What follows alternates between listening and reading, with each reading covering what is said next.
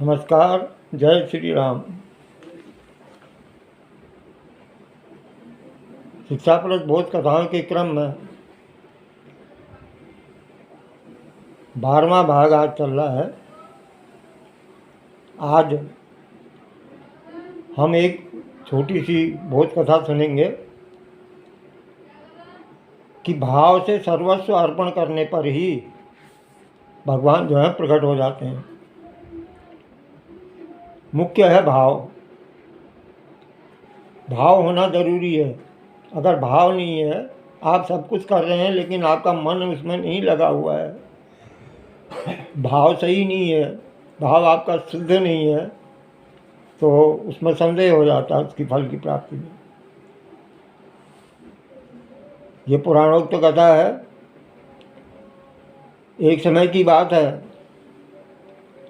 नारद मुनि श्री विष्णु भगवान के पास जाकर के कहते हैं कि भगवान एक बड़ा ही दयालु धर्मात्मा राजा है और वह निसंतान है, उसके घर में संतान होनी चाहिए। धर्मात्मा राजा है और संतान नहीं है, तो उसके घर में संतान होनी चाहिए। भगवान कहते हैं नारद, यह निसंतान ही रहेगा, क्योंकि इसके भाग्य में संतान योग नहीं है। नारद ने संतोष कर लिया, सोचा भगवान ठीक ही कह रहे होंगे।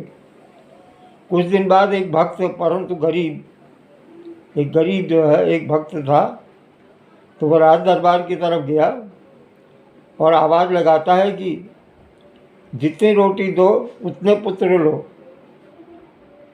जितनी रोटी खिलाओ उतने पुत्र लो। राजा ऐसा सुन करके अपनी रानी से कहता है कि इसे रोटी खिलाओ। रानी ने उसे अंदर बुलाया, उस गरीब भक्त को, और श्रद्धापूर्वक 4 रोटी खिलाई। श्रद्धा से उसने 4 रोटी खाई, आसन देकर भोजन कराया। इसके बाद वो गरीब भक्त चला गया। कुछ सालों बाद रानी के 4 पुत्र हो गए।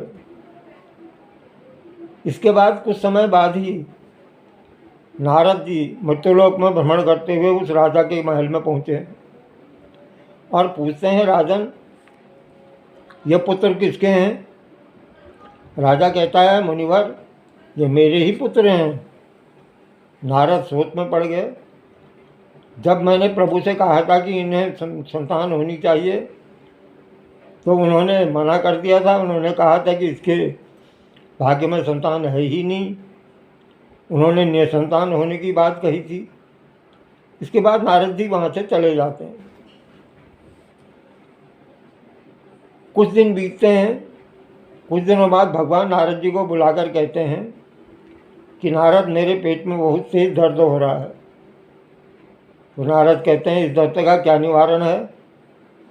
तो भगवान कहते हैं, मुझे मनुष्य का कलेजा चाहिए, तभी मेरा पेट दर्द दूर होगा।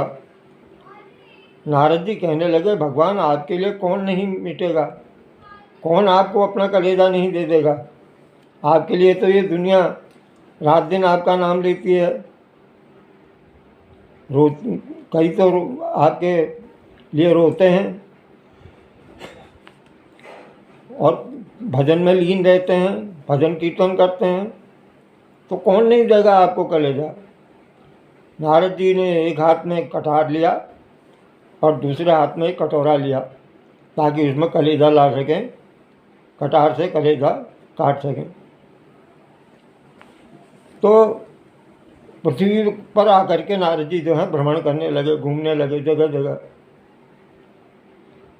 और कहते हैं कि मेरे भगवान को दर्द, पेट में दर्द है, अपना कलेजा काट करके दे दो। सब जगह गए नारद जी, कोई भी तैयार नहीं हुआ। नारद सोचने लगे कि खाली कटोरा लेकर के भगवान के पास कैसे जाऊँ मैं? फिर प्रयत्न करता हूँ। इसके पश्चात उन्हें वो भक्त गरीब व्यक्ति मिल गया जो राजा के दरबार में भोजन करने आया हुआ था, रोटी खाने आया हुआ था। तो नारद जी को जब वो गरीब भक्त मिलता है, तो नारद जी उससे कहते हैं कि भगवान को कलेजे की आवश्यकता है, उनके पेट में दर्द है। तो उस भक्त ने पूछा, क्या भगवान को सचमुच दर्द है और सचमुच जो है कलेजा चाहिए? क्या वे मेरे कलेजे से संतुष्ट हो जाएंगे? नारद जी कहते हैं, हाँ बिल्कुल, भगवान को तो पेट में दर्द है, उनको कलेजा चाहिए। तो ज्यों ही उस व्यक्ति ने कटार अपनी छाती पर भोंकनी चाहिए, त्यों ही भगवान प्रकट हो गए। और भगवान प्रकट हो गए, नारद जी से कहने लगे कि हे नारद, इसको कहते हैं संपूर्ण समर्पण। ये भक्त मेरा जो है अपना कलेजा देने को तैयार हो गया, अपना कलेजा चीरने को तैयार हो गया। आप भी तो मेरे भक्त हैं, आप भी तो कर सकते थे इस काम को। तो कहते हैं कि नारद, जो अपनी हस्ती को मिटा देता है, भगवान उसी के सामने प्रकट हो जाते हैं, अनहोनी होनी बन जाती है। मिटा दे अपनी हस्ती को गर कुछ मर्तबा चाहे, कि दाना खाक में मिलकर गुले गुलजार होता है। नमस्कार, जय श्री राम।